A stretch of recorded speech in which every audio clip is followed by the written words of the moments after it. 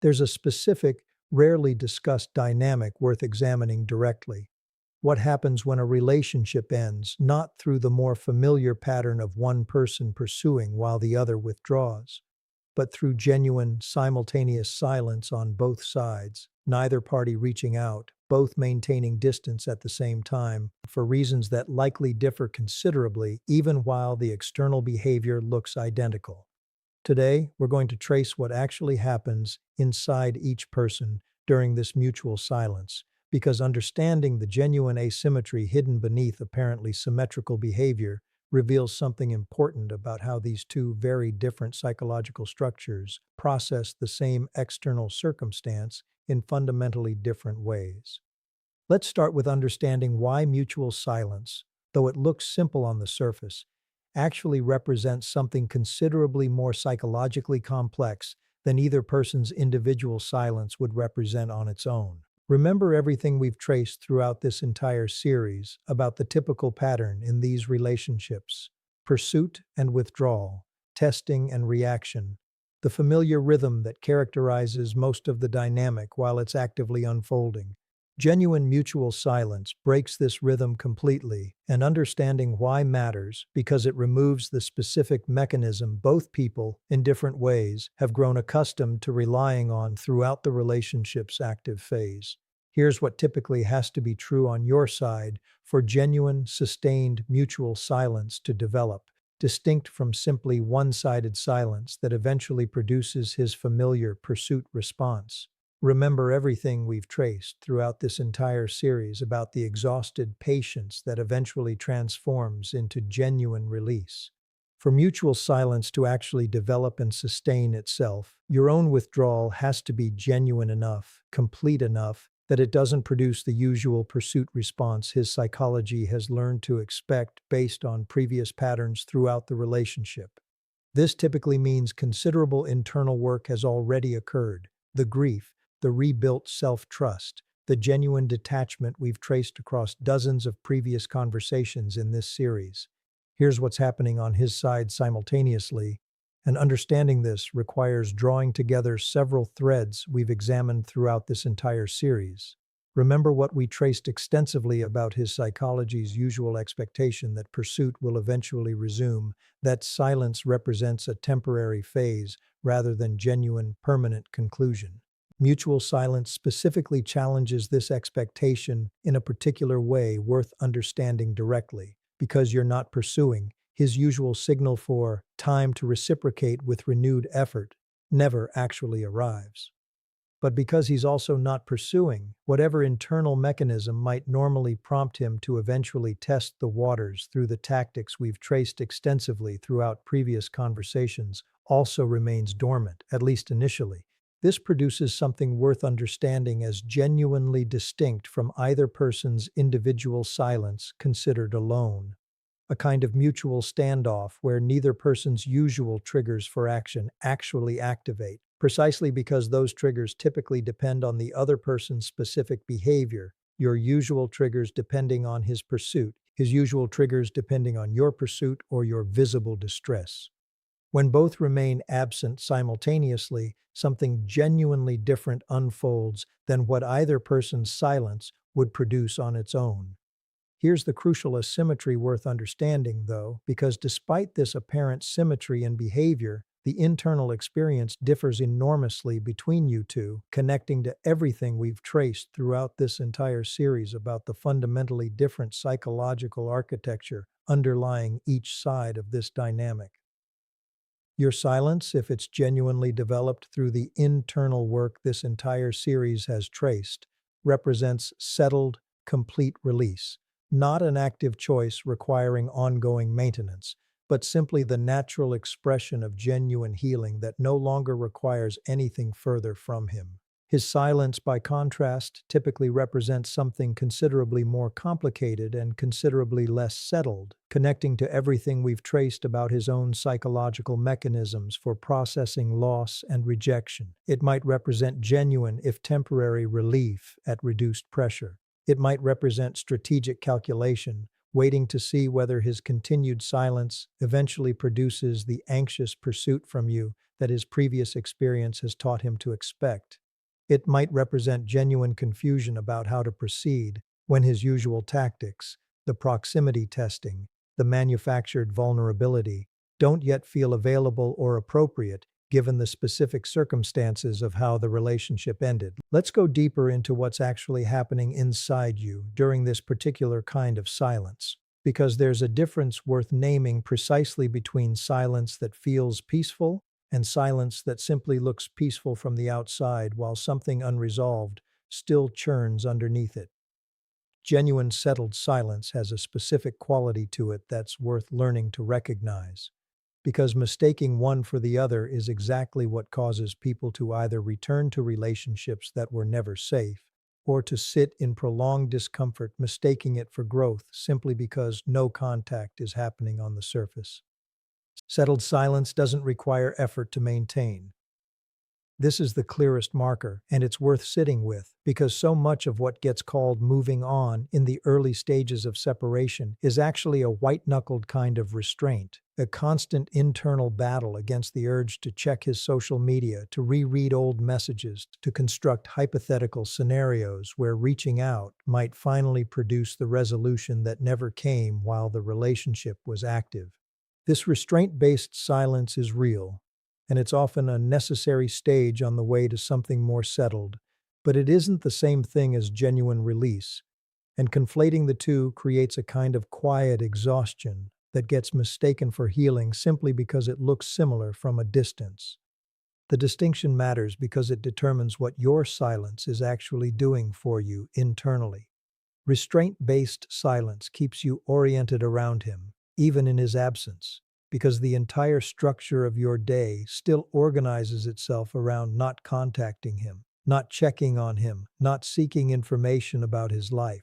His absence is still the central fact your attention orbits, which means, psychologically, he still occupies the position he always occupied, just now experienced through deprivation instead of through direct contact. Settled silence is different in a way that's almost difficult to describe until you've actually experienced it, because it doesn't organize itself around him at all. Your attention has genuinely redirected elsewhere, toward your own days, your own recovery, your own reconstructed sense of what matters to you, and his absence simply isn't a structuring feature of that redirected attention anymore. This is worth naming because it explains something that confuses a lot of people going through mutual silence for the first time: the strange guilt or worry that can accompany genuinely not thinking about someone you spent years deeply entangled with. There's a common assumption that healthy processing of a significant relationship should involve visible, ongoing emotional labor, active grieving, active reflection, active work. And there's real truth to that during the earlier stages of separation. But eventually, if the internal work has actually been done, something shifts, and days start passing where he simply doesn't cross your mind at all. Not because you're suppressing the thought, but because there's genuinely nothing left requiring resolution that would pull your attention back toward him. This absence of thought isn't avoidance. It's frequently the clearest evidence available that the internal work is actually complete, rather than still quietly unfinished. Now let's turn to what's happening on his side during this same stretch of silence, because understanding the genuine difference here is what makes this entire dynamic worth examining closely, rather than assuming both silences are simply mirror images of each other. His silence, unlike yours, is rarely organized around resolution, because resolution was never really the function silence served for him throughout the relationship in the first place. Silence, for him, has typically operated as a tool, sometimes a punishment, sometimes a test, sometimes simply the path of least resistance when engagement felt inconvenient or uncomfortable. Genuine, sustained silence without any strategic function behind it is often unfamiliar territory, and this unfamiliarity produces its own distinct internal experience, one considerably less settled than what's likely developing on your side. One thing worth understanding clearly about this period on his end: the absence of contact doesn't necessarily mean the absence of monitoring. This distinction matters enormously, because it's easy to interpret silence as equivalent to indifference, when in reality these two things can exist completely independently of each other. Someone can maintain complete silence in terms of direct contact while still checking social media, still asking mutual acquaintances subtle questions, still keeping a kind of passive surveillance running in the background, all without ever actually reaching out. This isn't necessarily deception in the deliberate sense. It's often simply how someone whose sense of relevance depends on ongoing awareness of their impact manages the discomfort of not having direct access to that information anymore.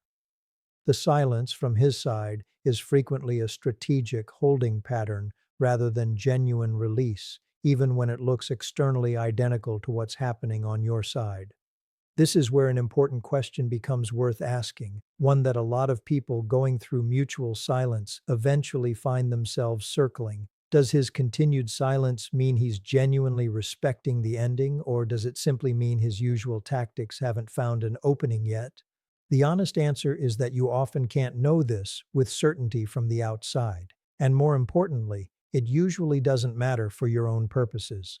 This is worth sitting with directly, because there's a temptation during long stretches of mutual silence to spend energy trying to decode his motives, trying to determine whether his silence represents growth or simply patience, whether it's a sign of respect or a sign of waiting.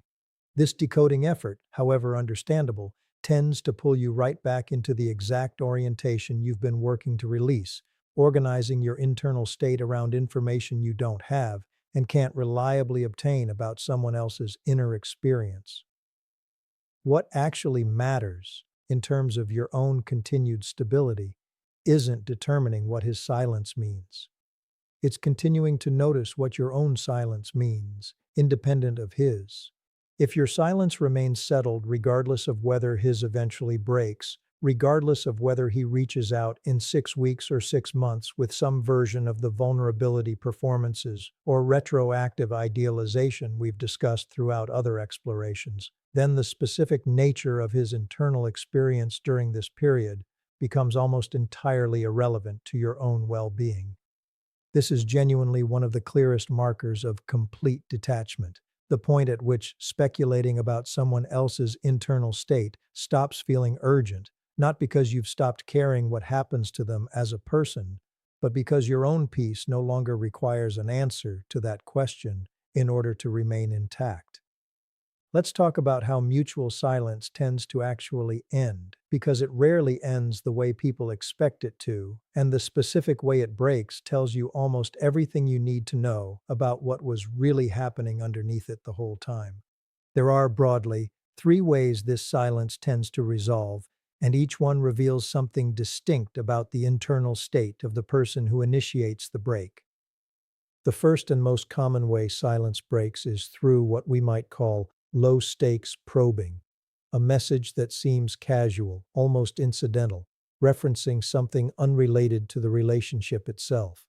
A meme, a song that reminded me of you, a question about a shared logistical matter that could easily have been handled without direct contact at all. This kind of contact deserves careful reading because its casualness is often precisely the point. It's designed to test the waters without requiring vulnerability or accountability, a way of checking whether the door has genuinely closed without having to directly ask and without risking the exposure of a more direct approach. If this is what eventually breaks the silence, it's worth recognizing it for what it typically is, not resolution, but reconnaissance, checking whether the old patterns might still be accessible without any real commitment to doing the deeper work that would actually be required to sustain something healthier this time. The second way silence breaks is through what we discussed extensively in earlier explorations of this series: dramatic reappearance, often timed specifically around evidence of your visible thriving. This version tends to be considerably more intense than casual probing, arriving with urgency, sometimes with genuine seeming vulnerability, sometimes with retroactive idealization of the relationship's history. If this is how the silence breaks, the pattern is usually easier to recognize, precisely because its intensity gives it away. The timing, more than the content, is what reveals its actual function. The third way, considerably rarer than the first two, is through sustained, consistent, low-pressure contact that doesn't ask for anything and doesn't escalate when it doesn't receive an emotional response. This is the version most likely to represent something genuinely different from the old pattern, though even this deserves patient observation over time rather than immediate trust, because genuine change reveals itself through consistency sustained without an audience, not through any single gesture, however well-intentioned it might appear in the moment.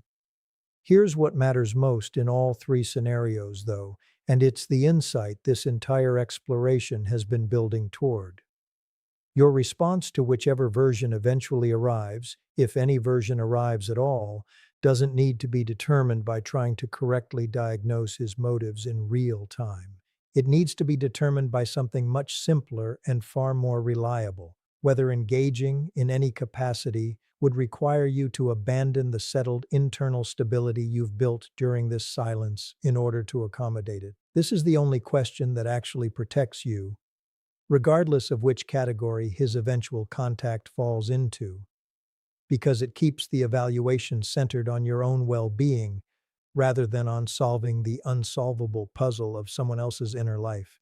This is also where the deepest insight of this entire exploration finally comes into view, the one that reframes everything we've traced from the very beginning.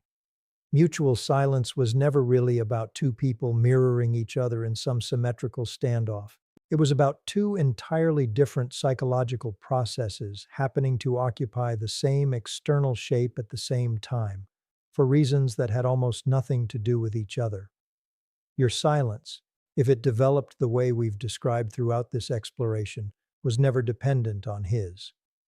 It didn't require his continued absence to remain stable, and it wouldn't have collapsed if his silence had broken on day 3 instead of month 6. This independence is actually the entire point, and recognizing it retroactively confirms something important. The silence was never a negotiation between two people waiting each other out. It was simply what happened once one person stopped needing the other person's behavior to determine their own internal state. This distinction changes how you understand everything that happened during this period, including the discomfort you may have felt not knowing what was happening on his end, not knowing whether his silence meant growth or strategy, not knowing when or if it would break. That not knowing, uncomfortable as it was never actually a problem requiring resolution. It was simply proof that his internal experience, whatever it actually was, had genuinely stopped being something your own stability depended on understanding. This is worth sitting with directly, because it's easy to mistake ongoing curiosity about someone's inner life for evidence that you haven't truly detached. But curiosity and dependency are not the same thing. You can wonder occasionally and without urgency what someone is experiencing while still having built a life that doesn't require an answer in order to keep functioning exactly as it already is. If there's one thing worth carrying forward from everything we've traced across this exploration, let it be this: silence, on its own, tells you almost nothing about what's happening inside another person.